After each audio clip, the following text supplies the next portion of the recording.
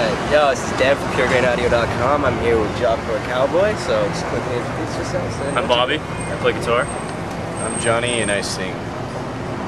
Alright, so it seems that your success is just pretty much exploded, I don't want to say overnight. What do you have to owe for such a quick rising?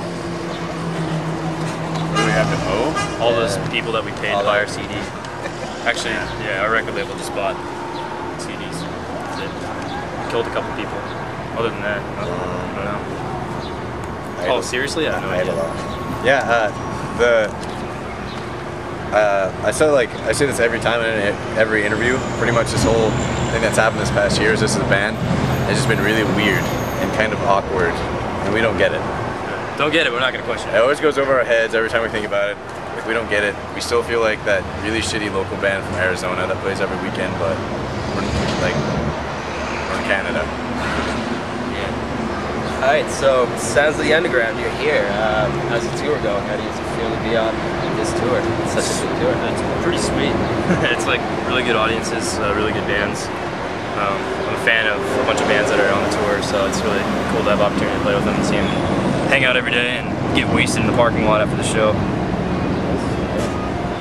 It's definitely a really fun tour. I mean, like a lot of people tell you, a lot of these festival tours are really stressful, but this tour just feels like a regular everyday show with your friends, so it's really cool. It's really a really relaxed vibe, which is cool. You know, it makes you feel a little bit more comfortable and makes you want to put on a better show when you're not stressed out.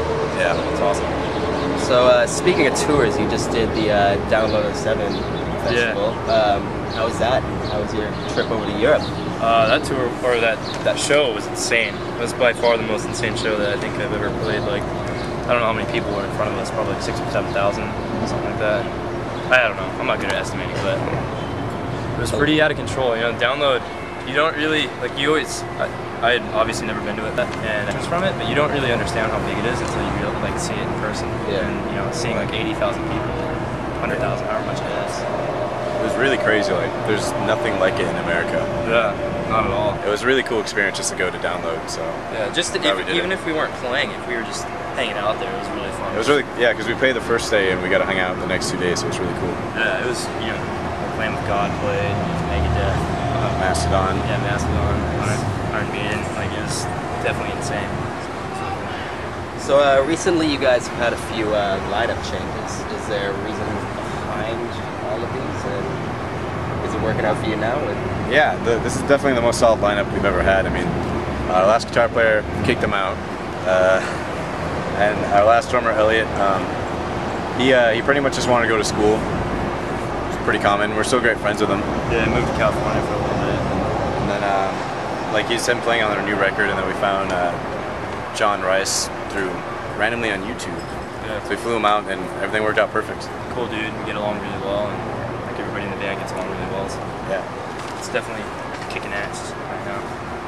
So when you guys were signed to Metal Blade, they really re-released your Doobie EP. Was this something you guys wanted, or was it something that they threw on the table for you?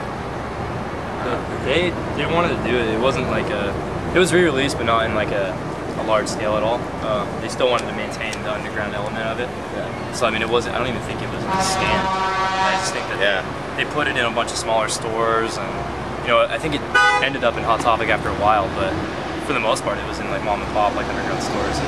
They still wanted to maintain it being hard to get, because that's kind of an element of the band that was, you know, there from the beginning. To start, you know, more of an underground thing. So they didn't want to take that away from the band or anything. So that was their idea, and it actually worked out really cool, and everything was awesome. So speaking of records, on May 15th you dropped Genesis. Yeah. How's the reaction been so far with the record in terms of press and everything? And awesome. Like, again, everything's gone over our heads just for that record. And getting like seeing numbers and things like really kind of blew our minds, you know, because that's when it's real, you know. Like I feel like I'm getting closer and closer to to feeling like we're a real band, and not, you know. But I still don't think I'll ever get there. I still always think that, like you said earlier, like we're just still a local band. I mean, we're just 5 dudes that like to play music, you know. Just happen to be in the situation. It's just weird. We hang out, write an album, and put it out. People like it. or hate it, whatever. As long as we can put it out, people to hear it, I don't care. So the reaction seems like it's been good. So how was it? How was the experience filming your music video for Embedded? Very fast. Yeah, awkward and fast. two words to use to describe that whole scenario were awkward and fast. It was like in this studio. Well, no, it was like a It was like a studio apartment, and there was just these two Swedish dudes filming us one at a time.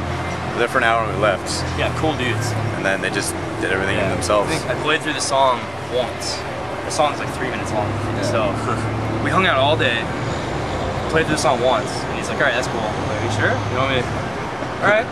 I'm not gonna argue, but whatever. So. But the video came out really cool. Like we wanted something really different, and I think we got it. It has a cool kind of like abstract vibe to it. Turned out really cool. So after Sons of the Underground, what do you guys have planned for the rest of 07? We're doing right after this actually. We're really excited. We're doing a Darkest Hour CD release show, which is gonna be really cool. Nice.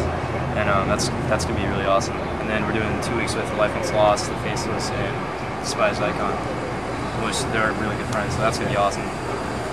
And then after that, we plan to head to Europe, another American, just touring pretty much non-stop like we always do, and then 5 days in Australia in September. Yeah, and just slowly write our next album on the side. We're gonna start now, you know, get ahead of the writing process. So by the time it comes to actually put together an album, we're gonna have tons of material. So. All right, so thank you guys so much for the interview. This is Dan from PureGrainAudio.com, hanging out on a grassy knoll outside of Sons of the Underground. If you aren't down here today, you're gonna miss out on quite a few good bands. So.